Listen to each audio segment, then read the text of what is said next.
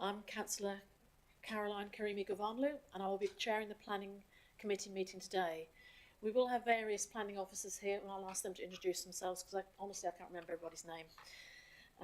But we have Ben Burgess, Assistant Director of Planning, Councillor Eleanor Lamming, Vice Chair, and Lucy, who's from Democratic Services. We are not expecting a fire drill today, but if the alarm does sound, the fire exits are clearly signed in green. This meeting is being live streamed. Members of the public are welcome to film proceedings as long as they are not disruptive to the conduct of the meeting.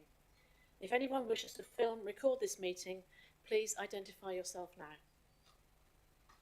Okay, thank you. Please can you ensure all your mobile phones and electronic devices are turned to silent. Councillors, please do not use your mobile phone whilst the committee is in session. We will have comfort breaks at various times throughout the meeting. If you must use your mobile, then please leave the room. However, you will appreciate that this could result in you not being able to vote on the matter under discussion at the time you leave the room. The order of business is set out on the agenda. Members of the public can only speak if prior arrangements have been made in accordance with the Council scheme of public speaking. The time allocated is a maximum of 5 minutes per speaker, parish council. Only people who have registered to speak will be able to address the committee. The order will be as follows. The planning officer will present the application. Public speakers will then be asked to present their case, followed by questions from members of the committee to clarify something the speaker has said and not to invite the speaker to put further points across. The order of public speaking is parish town council first, followed by objectors and finally supporters. Council members who are not members of this committee will then be invited to speak for the allocated time of a maximum of 5 minutes per speaker.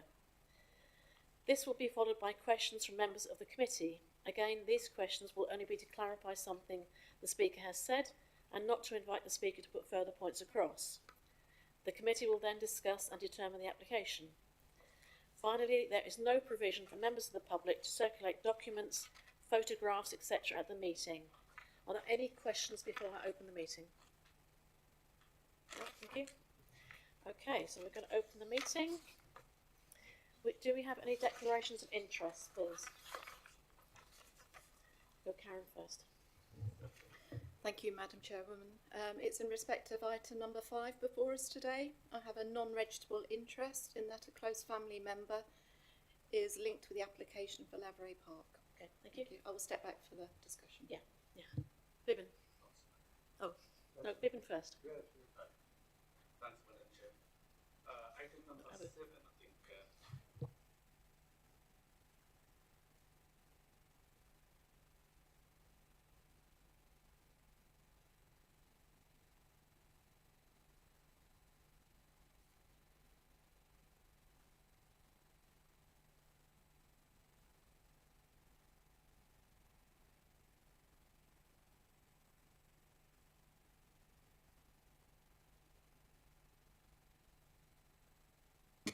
Yes, thank you.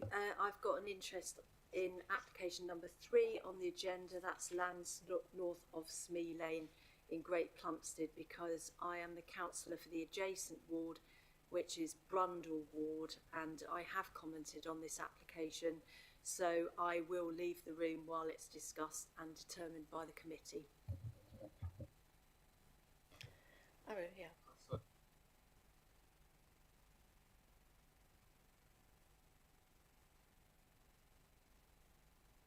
You declaring interest number 7?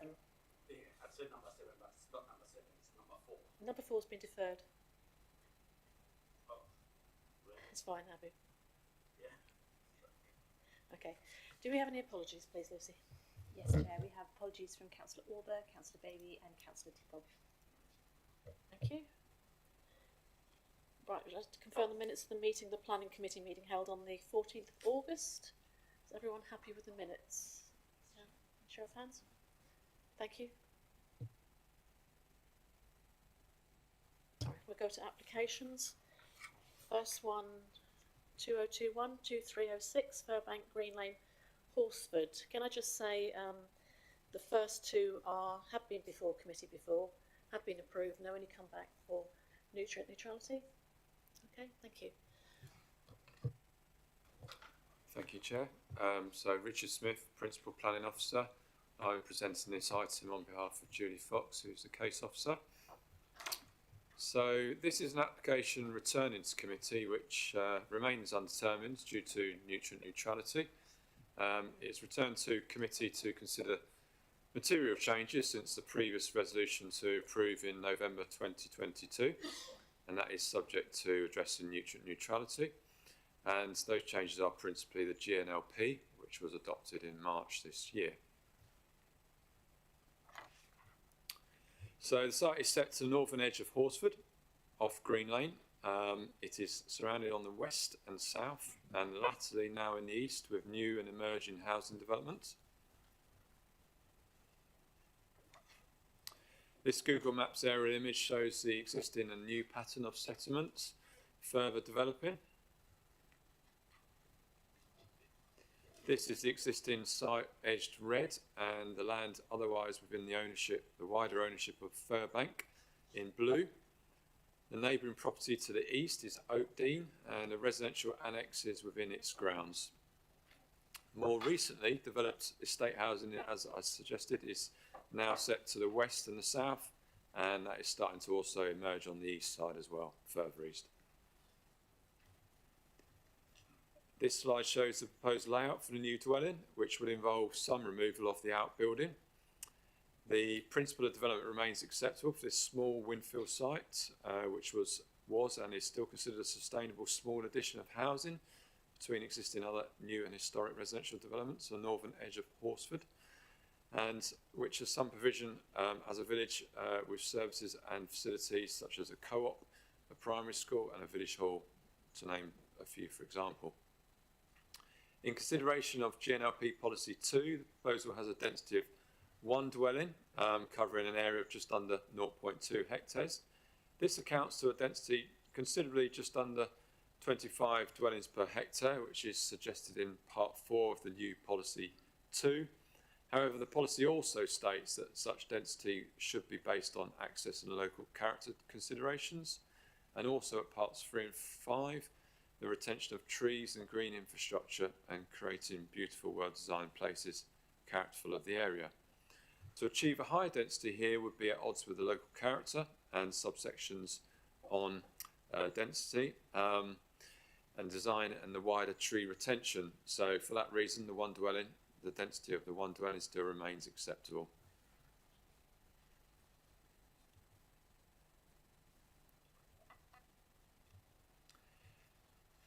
This original application showed a small curved row of trees to be removed, and which were a small group of fruit trees, which you can see there in that slide. The vast majority of the trees, however, on the boundaries would be afforded protection and would be retained. As stated, the proposal is considered to retain the suitable boundary mature tree cover in accordance with GNLP policies 2 and 3. Access to the plot is from Green Lane, as shown in 2022. Referring back to GNLP Policy 2, the new policy, this is considered to satisfy Part 1, ensuring safe and convenient access for all, including non-car modes and onto local services and facilities in the village, which can all be reached via the nearby B1149 footpath provision, and they are approximately within or around 1 mile away. The proposal is an outline application with reserved matters the main focus, which is the detailed design and ensuring the proposal will characterise sufficiently with its neighbours, principally Oakdean. The proposal has sufficient space within the grounds to accord with space standards sought in the eventual house design under the new GNLP Policy 5. Some further photos here looking east and northeast towards Oakdean, the neighbour.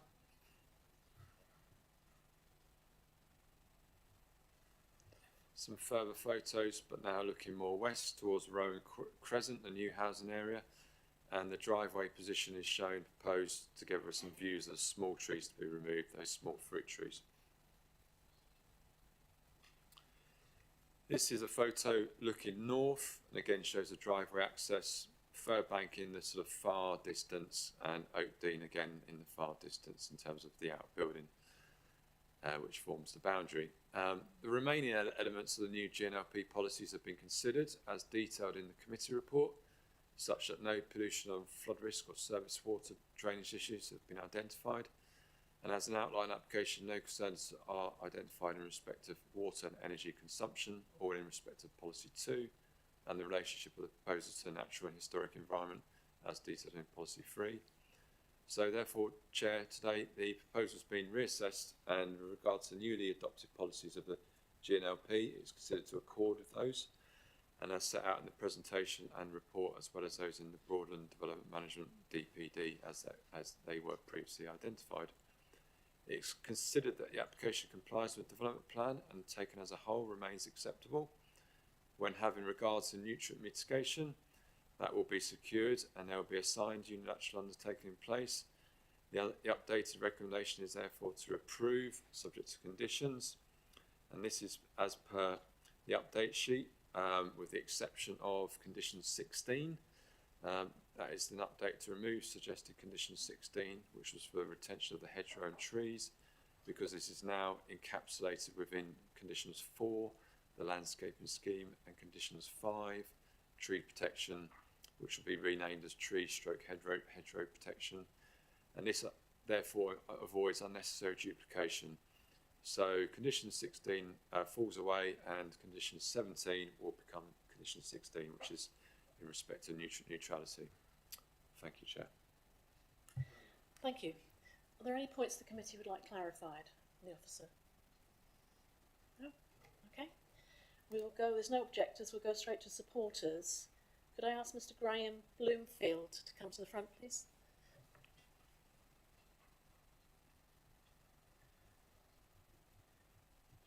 You need to press the right-hand button to start, and when you start speaking, you have 5 minutes. Thank you, Chair and members of the Planning Committee. My name is Graham Bloomfield, Land and Planning Partner at William H. Brown. I'm acting as the agent on this planning application. We appreciate with the adoption of the Greater Norwich Local Plan, the requirement for the planning application to return to Planning Committee. I'd just like to thank officers for their continued work on the application, and we're pleased it remains recommended for approval. The application was previously considered by Planning Committee on the 2nd of November 2022, members agreeing a resolution to grant planning permission subject to nutrient neutrality. It's important to note this was a unanimous decision by the committee. The site lies within the Bure catchment, and therefore credits are still awaited, running a little bit behind the year. We're hopeful of more positive news over the coming months, possibly sooner, and my client is keen to bring the site forward as soon as those mitigation is available. Repeating my comments to Planning Committee previously, the scheme for a single new family home that is in front of you came from collaborative working with planning officers. The scheme as originally submitted was for 3 homes, and we've reduced that down to 1 in collaboration with your planning officers. There are no objections to the scheme from any technical consultees.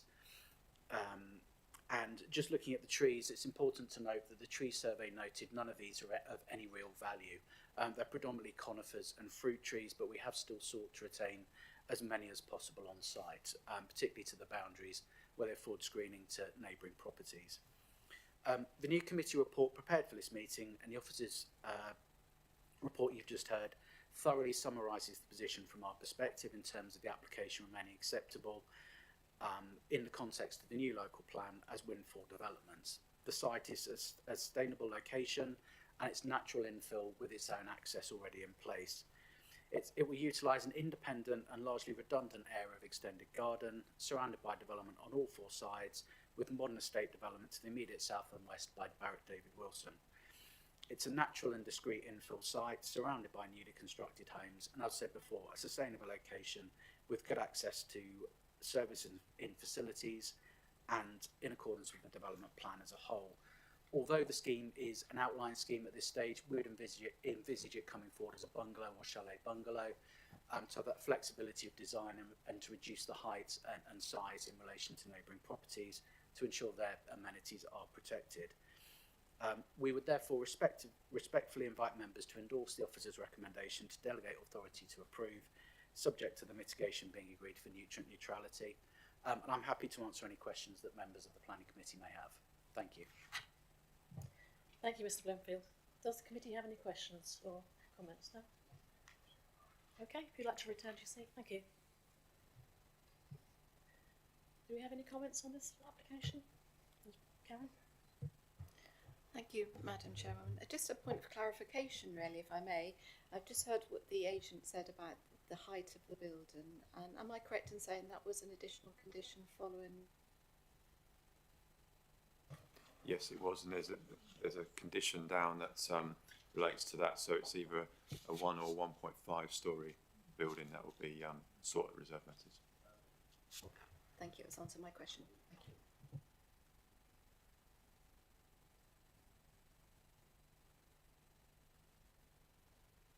Are there any more questions? Okay, Richard would like just to clarify something. Yeah, so just to clarify, the recommendation should actually be as per the approval in, the recommendation in 2022, which was to authorise the Assistant Director of Planning to grant outline planning permission subject to conditions and a unilateral undertaking to agreements subject to satisfactorily addressing the requirements under habitat regulations regarding nutrient neutrality. So I noticed on the report that's been produced, it does say approval with conditions. The recommendation summary should be based on the 2022 summary, which I've just read out. If there are no further questions, shall we go straight to the vote? Right, recommendation is to approve with conditions. All those in favour, please. Thank you. That's unanimous. Mr. Bloomfield, you may leave if you wish, or you can stay for the whole morning. Okay.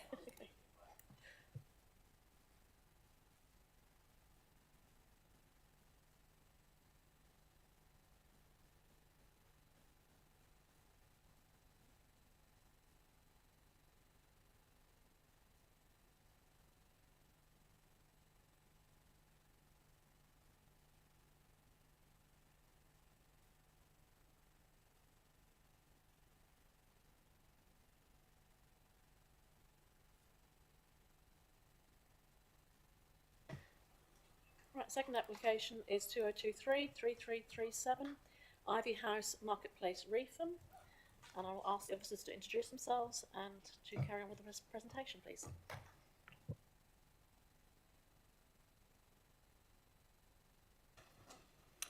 Thank you, Chair. My name is Aaron Pretty, the Planning Officer for this application. The application has already received recommendation for approval in January 2024, however has been held due to nutrient neutrality. The application is brought back to committee due to the adoption of the GNLP. The application involves Ivy House, which lies within the town centre of Reetham and within its settlement limits and conservation area. The proposal is to, Ivy House is a Grade 2 listed dwelling and has been converted into offices and a shop. The building is indicated to be 18th century with later porch and shopfront alterations. The proposal is to change the use of the office element into a single residential dwelling, whilst the ground floor shop, currently occupied by Flower Folk, is to be retained within its current Class E commercial use. The proposal is presented to committee for consideration due to potential loss of employment opportunities. So this is the site in the context of the town centre, and this illustrates the divide between the retail units and the offices which were in the main dwelling. No external or substantive internal alterations are indicated at this stage, and a further listed building application may be required in the future. A comparable change could typically occur in the town under a prior notification process under Part 3, Class MA of the General Permitted Development Order, and thus not need to engage local policy. However, this is not possible due to the building's listed status. Just give you some context in terms of the street scenes as well. And the applicants have indicated the floor plan, but like I say, there's no sort of substantive internal alterations at this stage, as that would require a later listed building application. This is because the applicants are intending to sell the property and don't intend to do the works themselves. Like I say, the present owners do not wish to continue to maintain the building for rent. It has been demonstrated that the building has been advertised for sale for a reasonable period, with a reputable agent, including going to auction with considerably lower reserve price than their starting price. The applicants have received little or no interest in the building as a commercial unit, and the agents consider the building not suitable for modern office use. The proposal has continued to be advertised after the initial approval, but the only interest is in its potential domestic use. Given this, I consider that it's been sufficiently evidence that employment use of this element of the building is no longer attractive, and therefore the proposal has satisfied marketing requirements to support the principle of change of use. In terms of design, no alterations are proposed as stated, and the property can accommodate a reasonable amenity space for future occupants whilst not adversely impacting surrounding residential properties. Whilst the property has no allocated parking, the Highways Authority has raised no objections, and the site is well related to key services to not have to rely on a private vehicle. Gyron's mitigation is secured, however mitigation for nutrient neutrality is still being sought. The applicants have registered with the Norfolk Environmental Credits scheme.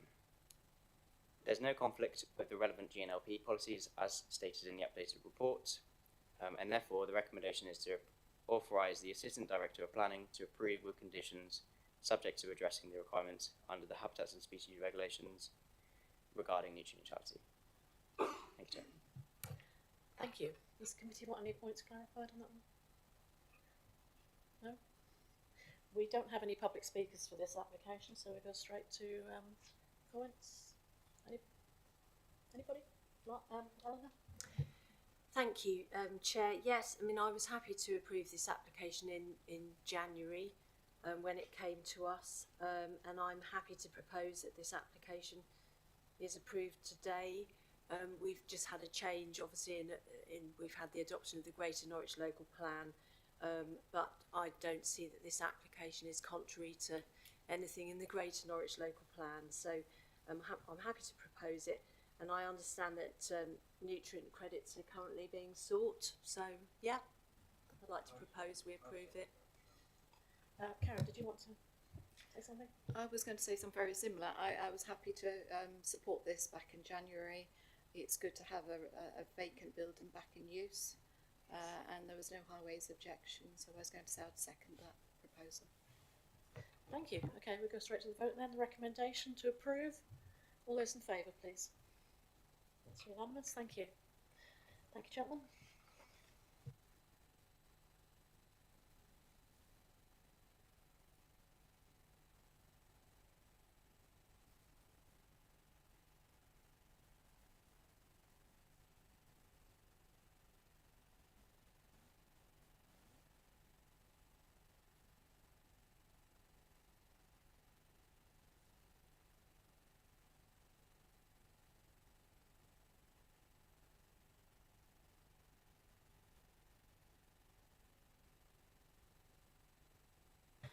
Okay, we go on to application 3, 2021-1743, land north of Smee Lane, Great Plumstead.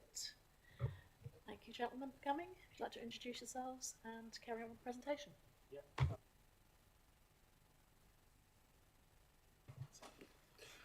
So thank you, Chair. My name is Adam Banham. I'm Principal Planning Officer in the Majors team, and I'm accompanied by Glenn Beaumont, as I'm sure you know, as the team leader. So by way of introduction to this,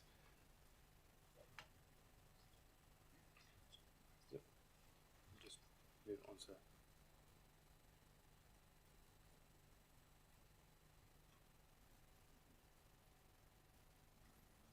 slides going better.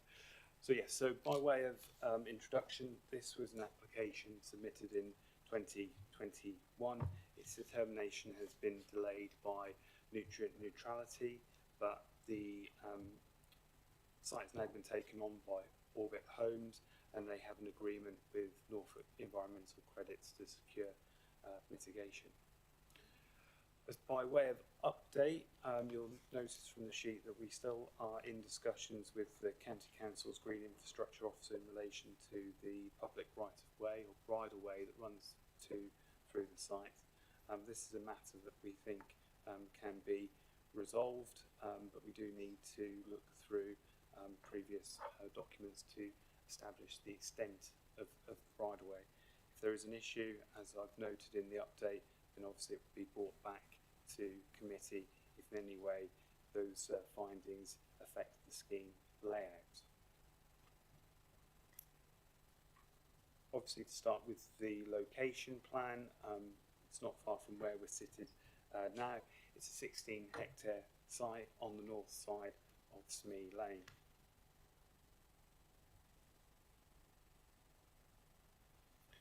The site itself, and hopefully this context plan will help. On the western boundary you've got Green Lane, and then you have the Broadland Northway to the east, and this shows the potential access off the roundabout with Cranley Road and Green Lane. I've indicated the access on the slide there. It's worth noting as well that a second access would be provided about 170 metres further down Smee Lane to the east. There are two existing properties bounding the site. These are Fairview House and the nurseries. In terms of the historical background to the site was used for intensive agriculture around the time of the Second World War and through the mid part of the 20th century. There are some existing glass houses on the site still, which would be demolished as part of this application. And the landowning family still have connections to one of these properties, the nurseries, and there's a cut flower business that would continue to operate from the curtilage of the dwelling of the nurseries. This photo was taken a couple of weeks ago, and it's taken from the southeast corner of the site looking south, and you can see the Allison Homes development to the south. That development will continue northwards. The council has the reserved matters application in at present for that scheme, and development would come up to the southern edge of Smee Lane.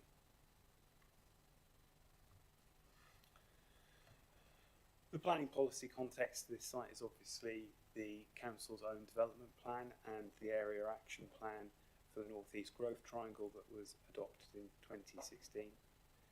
That plan includes this site, which is shown on the slide, and as you can see, to the south you have the Smee Lane site, and then to the north, residential development will in due course continue further north going to Middle Road.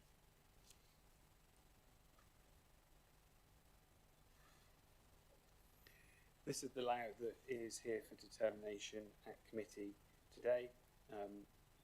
It looks at the details of how the 272 homes will be built out in terms of its appearance, landscaping, layout and scale. As I said, since this outline was given in 2018, the site has since been taken on by Orbit Homes. Key points to note: the spine road that runs from the south through to the north and would continue providing a third point of access. The second point of access is shown along Smee Lane. It's worth noting that this access is outside the red line of today's application, although that access is secure by virtue of the outline permission. Also secured by the outline permission and not affected by today's decision is the 2-hectare site reserved for a primary school at the north, shown in yellow here. It's worth noting that not all of the properties proposed comply fully with the government's nationally described space standards, but this is a well-designed and well-thought-out scheme providing much needed housing. This is an example of the 2-bedroom terraced house type. Traditional gabled housing with red and buff brick, render, and a mixture of red and grey pan tiles to give some variety to the appearance of the development. This is not a particularly dense or high-rise development. We do have some 2.5-storey property types as shown online.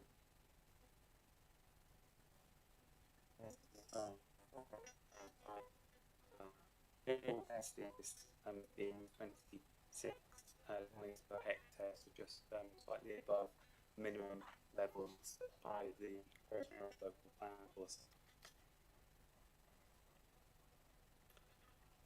I'm sure committee members will be aware Orbit Homes are registered providers or specialists in providing affordable housing. And this development is divided into two phases, and this is significant for nutrient neutrality. The first phase of 124 homes will go ahead via credits provided by NEC, and then we're expecting the upgrade of Whitlingham Water Recycling Centre to follow in 2027. That will have to be done by law by 2030. That would then allow this phase 2 development to go ahead, and in effect the completed development would need less mitigation than the first phase alone. This site is compliant in terms of its affordable housing provision, providing just above the policy requirement of 33%. 93 affordable units will be provided. The majority would be in phase 2. 14 of the 93 will be part of phase 1. The split of affordable housing tenures is 60% rented and 40% intermediate tenure. And by virtue of the outline permission that's been agreed, there will be priority lettings for people with a local connection to Greater and Little Plumstead. To draw your attention to some of the key considerations in the report, you obviously note that the scheme isn't compliant with Policy 2 of the Plumstead's Neighbourhood Plan, falling short of the parking provision required by that policy. That said, the scheme does comply with the updated standard by Norfolk County Council from 2022. In summary, 1.5 spaces on average will be provided for the one-bedroom dwellings. 2 parking spaces at least, and excluding garages, will be provided for all dwellings with at least 2 bedrooms. The 4-bedroom properties will have at least 3 parking spaces. And as shown on the slide here, there are visitor spaces totaling 63, and you can see examples of those on this plan, and they're shown in yellow.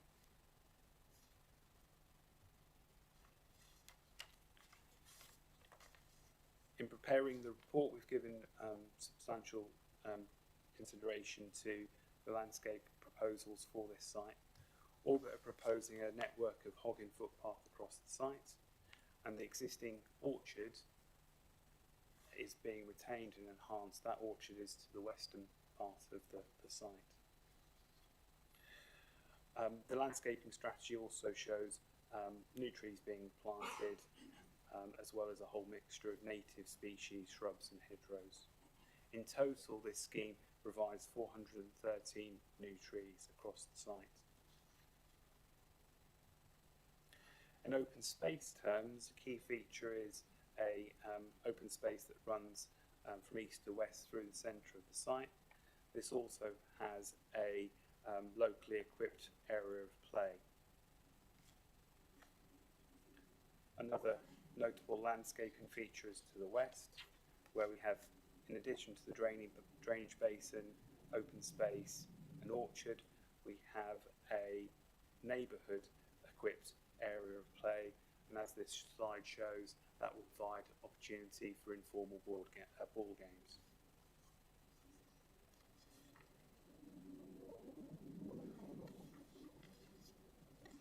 This is a photo taken a couple of weeks ago showing the bridleway. As you can see from the accompanying map, it was taken at the southern end of the bridleway, and the map to the top right shows the tree preservation orders that are in place. The historic extent of the bridleway is very clear given the age of the trees that flank it, but as I said in the update, this is something that will be confirmed.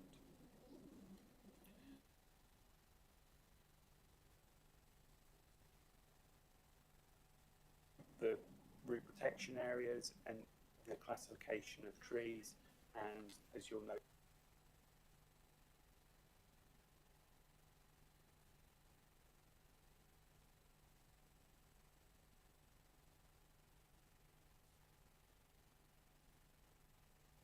I think the microphone clicked out, then hopefully you can still hear me.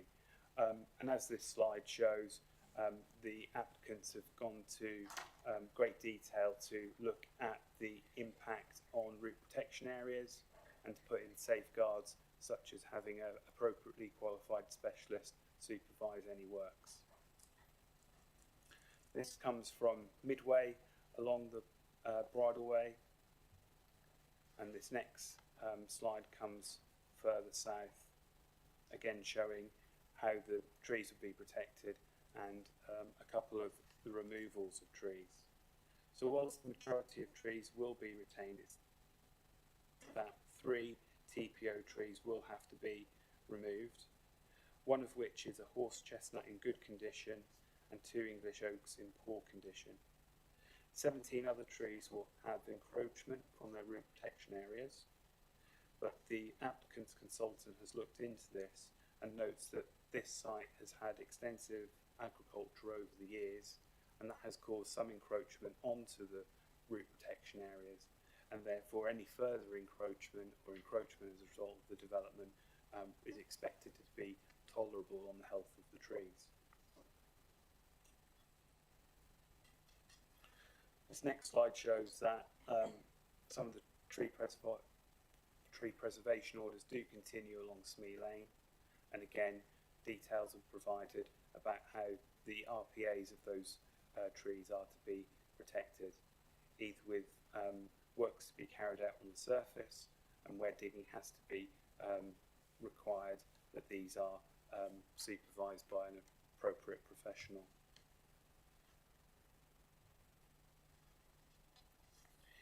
In the report, you have also noticed the attention we've given to noise impacts from this development.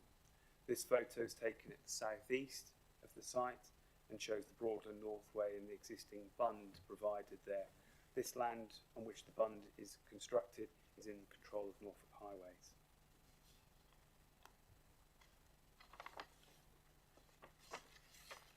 The implications for noise from the Broadland Northway were obviously known at the time that the council adopted the Area Action Plan in 2016, and Orbit have followed through on investigating the impacts of this.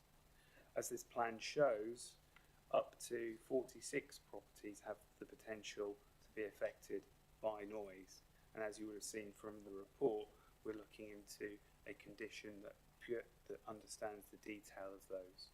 And it's possible that some of these properties will need some kind of additional mitigation, such as acoustic glazing, additional ventilation, or possibly a mechanical ventilation heat recovery system. This application is actually on par with the neighbouring Allison Homes development, which was approved.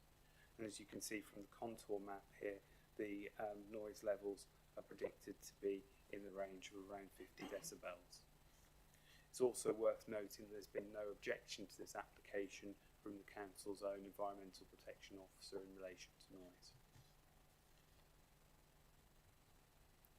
In addition to noise on the eastern boundary from the Broadland Northway, Orbit have also looked at the potential noise on the western boundary from the business park, including the fact that there's development which has been consented but not yet built out. And this map shows this photo shows the relationship between the site on the east and the edge of the business park, shown with the blue edging.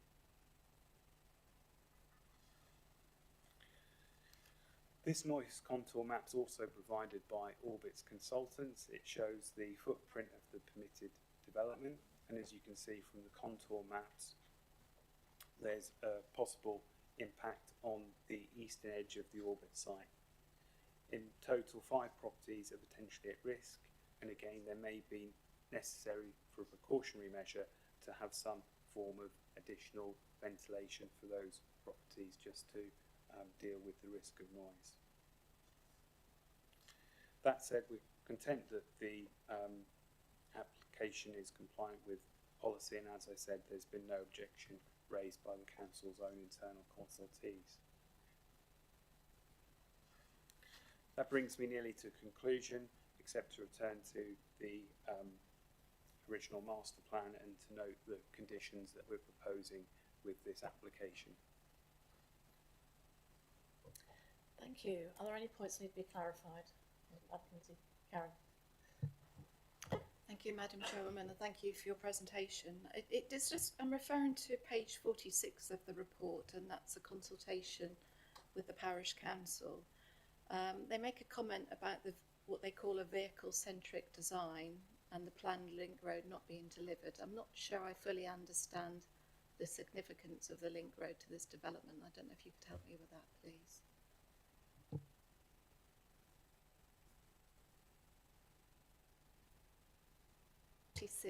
Paragraph 4.1. It may be that was the first consultation and things have moved on, but I'm not sure I fully understand, and I don't know if you could help me with that.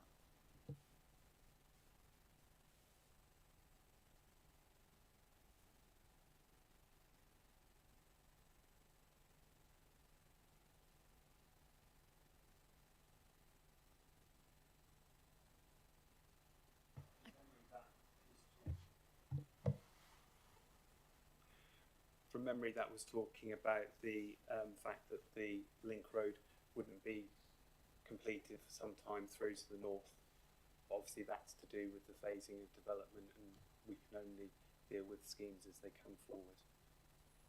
Could I just ask a supplementary on that? In terms of, so until that link road is connected to the north, what is the capability of the road network into that development? If there's issues I'm reading about the footpaths and things like that. The development itself would have two vehicular access points, which would be sufficient from a highways perspective.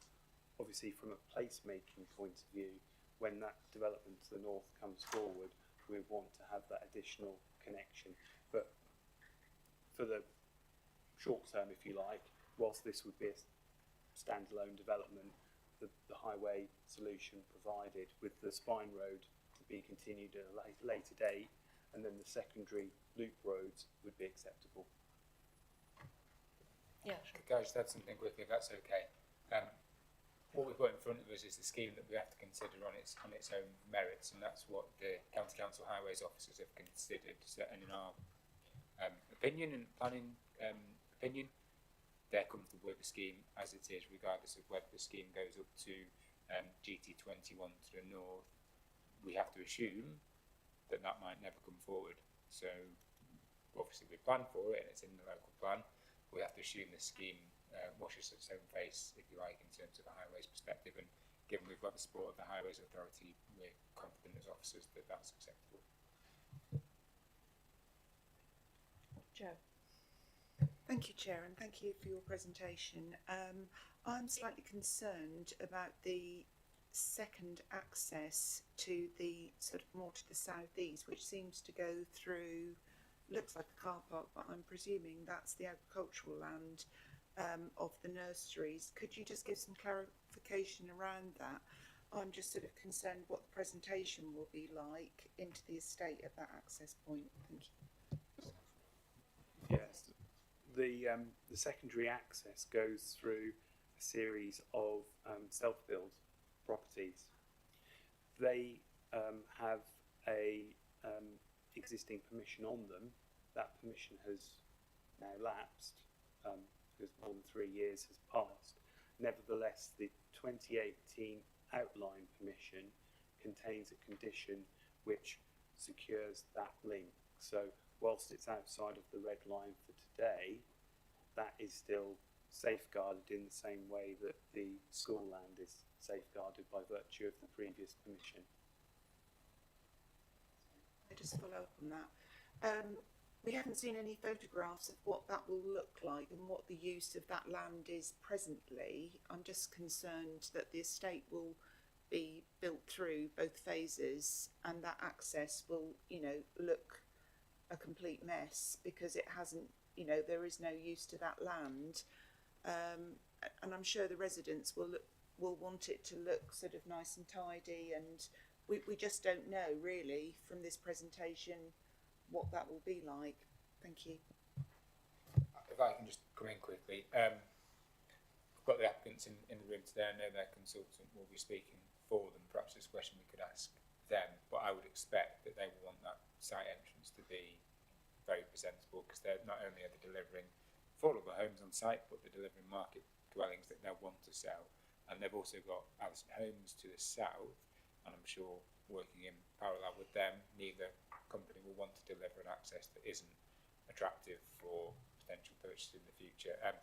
What we haven't got in front of us is the access that's already there for Allison Homes to the south, which is presentable and looks good at the moment. And as they continue to build north, I'm sure the houses there will offer a different look than we have at the moment, which is at the moment an open field. But I'm confident, and I'm sure the applicant will back it up, that they will want a presentable, attractive site that they can access it from. Ken, you had a question? Yes, I have. Just a point of clarification. Norwich Airport raised some points on conditions, and you made reference to it, but I'm sorry, you made reference to it, but I didn't quite understand. Have they been satisfied? Is it clear with Norwich Airport? Yeah, Norwich Airport are content with this application like they were the outline. Yes. So their concern is obviously tall cranes that might be used in the construction, and also the risk of bird strikes if there's lots of standing water. Obviously, with the drainage basin that's proposed, that will be very shallow, and for the majority of the year will be dry anyway. So they're content with this application. Oh, good. Thank you. That's right, for clarification. Thank you, Chair. Carol? Thank you. I've just got one further point of clarification, if I may, Madam Chair, and it's relating to parking.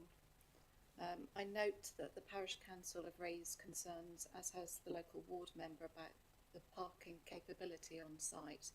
And I think I read it something like 78 spaces short, according to the neighbourhood plan. My question is, what weight is given to the neighbourhood plan, given that that's a local policy that they've determined and it's gone through referendum? And presumably they've done that because there's local issues in the area, which is why they've made that a local policy, is one question. So that's my first one, and I've got an interlinked one, if I may. Do you want me to finish, or? So, yeah, so the, as I explained in the report, there's obviously a balancing planning judgment to be made. The neighbourhood plan dates from 2015, although it runs to 2034. The parking standards provided by the county council are more recent, 2022. There is a conflict there, and then in the planning judgment, as I've written, we feel that in addition to the parking standards being newer, there's a judgment to be made about this site in relation to opportunities for employment, access to services. Obviously, the pedestrian, cycling and public transport opportunities from this site are much better. It's a more suburban site inside the Broadland Northway, and I would argue different from much of the rest of the character of the Platinum neighbourhood plan area. Thank you, that's answered my question, thank you. My other point was linked to paragraph 4.16 and the comments made by the designing out crime officer around parking and parking courts. Has the concerns been addressed in terms of parking being adjacent to or visible from the properties? Yeah, so we've worked through some minor alterations to the layout to ensure that as much as possible parking bays are adjacent to the property, with natural surveillance from the property to the parking bay. That's not the case on every single plot. For example, where you, have a line of terrace property, you may have the parking a couple of steps removed, but as far as possible, and within, again, the balancing act of trying to create an attractive layout, we feel that we've gone as far as we can with Orbit in trying to balance out those various compromises. Thank you. Can I just say, I do agree with Karen. I do have some reservations about the parking. People being as they are, they will want to park in front of their houses. I noticed that the application said 1.5 spaces for one bedroom dwellings and 2 for parking spaces for up to 2 bedrooms. It says excluding garages. Are there garages on every property of this? No. They're not? No. Okay. Joe, you wanted to ask a question? Yes, thank you, Chair. I'm slightly concerned that some of the smaller homes are of a smaller size than the national standard. Do we know how much smaller those homes are, sort of as a square footage or percentage, please? I don't have the figures for the individual property types in terms of how many metres they fall short in terms of either area or also storage, but I did look up this morning that 62% of the properties are nationally described space standards compliant, but the level to which they're short, I don't know. I suspect from looking at the floor plans that it's very minor details and probably around storage that they sort of technically fail upon, rather than them being small dwellings as such. Sorry, I didn't quite catch all of that. So, sorry, did you say that 62% of the properties on site are above the national standard or below the standard space? 62% meet it. Yeah. The other question I would like to ask you, I noticed we had a slide with play equipment on. I couldn't see anything on there for SEN children or disabled children, or access for disabled adults on there if they have children. Has that been considered? I can't remember from the detail whether there is anything specifically to cater for such children. I'd probably have to defer to the applicant on that. Okay, I'll ask Yeah. There's no other questions. I'd like to call. Another question I'd like to call Mr. Jeff Armstrong. Would you like to come to the front, Mr. Armstrong?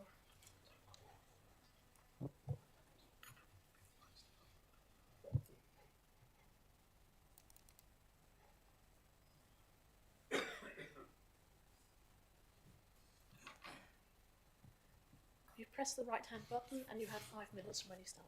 Good morning. Thank you for allowing me to speak. My name is Jeff Armstrong. I'm the planning consultant. On behalf of Orbit, we've been managing the application over the past few years. As was explained earlier, the application is a long-standing residential allocation in the 2016 Growth Triangle Area Action Plan. It has outlined planning permission for 272 dwellings granted in 2018, and it forms a key part of the Council's forecast housing land supply as set out in the Greater Norwich Local Plan. Orbit Homes submitted the reserve matter application in September 2021, and the application would have been taken to Planning Committee in spring 2022 had Natural England not made their announcement on nutrient neutrality, which I'm sure we're all aware of. Since this time, Orbit has worked closely with officers, both from Natural England and your officers, to secure nutrient mitigation, and after a delay of nearly 2.5 years, we are pleased to confirm that the proposed development can demonstrate nutrient neutrality. Again, that was confirmed by your officers. The proposed mitigation includes a SUDS design that maximises surface water infiltration, the purchase of credits, and a phased development to time with the upgrade of the Whitlingham Water Recycling Centre. The proposal has been designed to fully accord with the parameters as set out in the outline planning permission, including the delivery of large areas of public open space. Just on that particular point on the play area, if I can just comment on that, it's level surface throughout the entire area. Is it what, sorry? Is it wet pool? I don't know what that means, sorry. Soft play? Oh yes, sorry, it is, yes. It is? Yes, it is, yes. So I'll come back to you. okay. a spine road through the site to connect into the allocated land to the north. And just pausing on that point again, that was raised earlier about the link being connected in the future, which it will do as and when the site comes forward to the north. And obviously the design of the road which we have in the development is designed to a standard to allow for that connection to happen as and when the rest of the land is available to the north. Improvements to the on-site bridleway, and again that's been mentioned by your officers, and we're happy to work with officers from the county and the district to resolve the final issue which was explained to you earlier on today, and the provision of land for a new primary school. In terms of parking standards, again that was a point mentioned earlier, your officer's report confirms that we comply with the recent Norfolk County Council parking standards. Whilst the reported deficit in parking spaces against the neighbourhood plan accounts to 78, this only accounts for on-plot spaces and ignores a visitor parking provision. So I think that's an important difference between the two standards. When the proposed visitor parking standards are included, and we are providing 67, I think your officer said a slightly different number, but we're in the same sort of ballpark. Therefore, the deficit is far reduced to about 11. So I think it's not fair to compare parking standards with the neighbourhood plan with the parking standards with the county, because they are predicated on slightly different assumptions. The proposal would deliver much needed new homes, including a significant number of new affordable homes.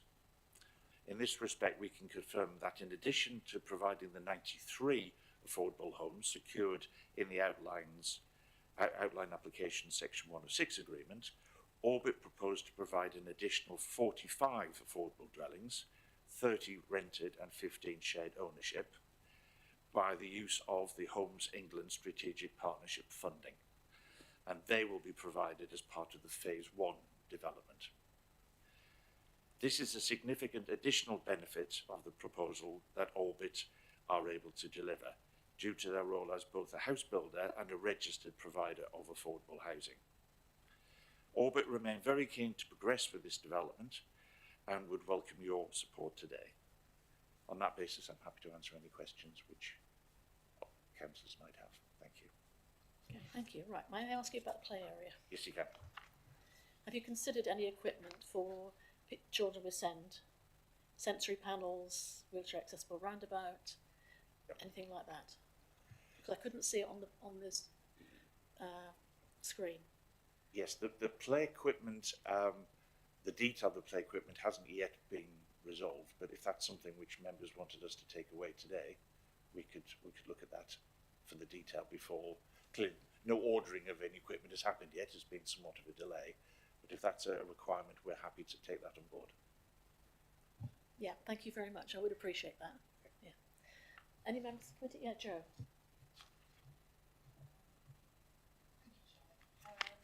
Mr. Armstrong, can you just clarify exactly how strange 38% of properties on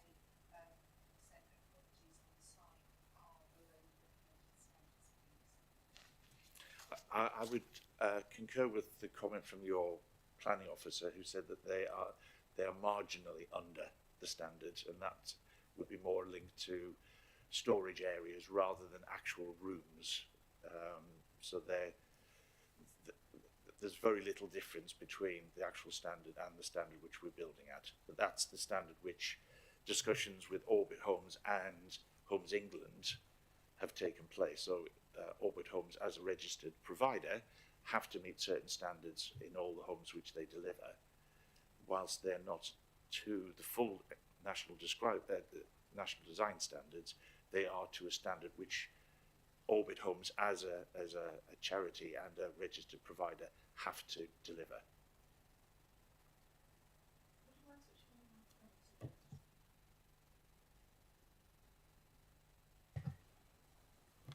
Is it on? Yes. Yeah, thank you.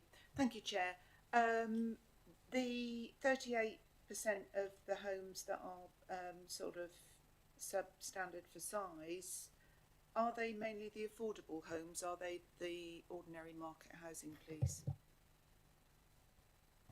they're mainly the open market housing. Any other questions for the speaker? Karen?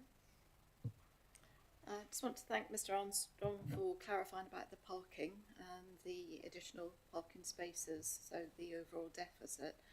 Just keen to go back to my earlier question about the parking forecourts, or if you want to call them. Is it possible for us to see where they are on the plan, how far apart they are from the houses? In other words, how usable they are for those additional car park spaces? Thank you. So this is obviously just an excerpt from the overall layout. So I'm trying to identify an example on there, but if you take the middle section of the development, you've got a private drive there, you've got a couple of visitor spaces. So in that instance, you may find that the... I'm not sure if I can.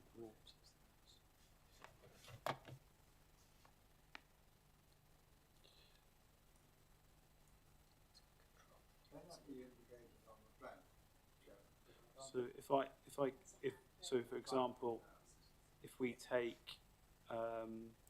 plot 154 there, you can see that their parking is immediately next to it, but by virtue of it being a row of terraces, that's obviously impossible to achieve for all of them.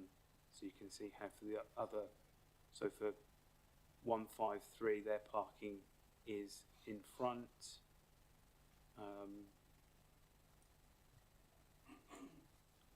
151, their parking bay is in front.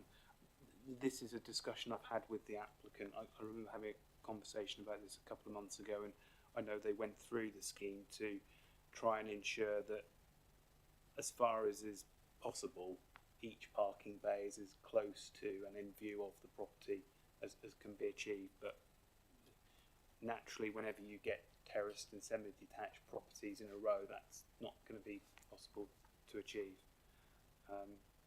My question was more about the visitor parking, because they're bolstering the deficit of the homeowners parking.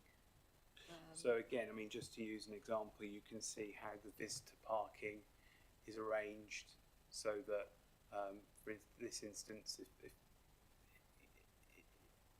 I suppose it serves a dual purpose there, so someone could use it if they were visiting both one of the properties or the open space, and it's just been dotted around the development to be as usable to as many properties as possible. So all the yellow spaces are visitors? Yes, sorry, I didn't make that clear, yeah. That's really helpful to understand they're dotted around the development rather than all in one block, so thank you. Yeah, sure. Sorry, just to add to that, I've sort of personal opinion, but I've got a bit of a bugbear about certain parking and it not being in the right places on bigger schemes, and we do really try hard as the department to ensure that it's in the right places. I actually think this is a really well laid out scheme in terms of the parking. There's very minimal, I think I counted 2 parking courts of any real note, and they are right next to the properties, as Adam has said, as opposed to remote from them. And I think there's a real, I shouldn't use this as an opportunity for other developments, but I think there's a real benefit of having integrated on-street parking already, as we have for the visitor spaces along the Spine Road, along the area that Adam's shown already, as opposed to leaving that to the chance of people parking on the verge anyway. I think there's a real benefit to that. I won't carry on too much. I live in an area where people park on the streets, but that's the norm, and it's accepted. And if we can build that into these developments, it will stop that sort of arbitrary parking on the grass verge that people look to do. So I think it is pretty well designed this way. I'd just like to say I welcome that, because the areas where I represent, there isn't that capability, and there is on-street parking, and the road width is very narrow, which then presents problems for refuse collection, emergency vehicles. So this is good to hear. Thank you. Thank you. Is there any other questions for the speaker? No? Would you like to return to your seat, please? Thank you. Who would like to start open discussion? Anybody? we'll go straight to the recommendation then. So, subject to matters relating to nutrient neutrality, trees and the extent of the bridleway being satisfactorily resolved, we authorise the Director of Planning to approve subject to conditions and completion of a unilateral undertaking for gyrounds. All those in favour, please. Thank you. I think we're going to have a 5-10 minute break now. So we've got 2 more applications after this. Okay, thank you.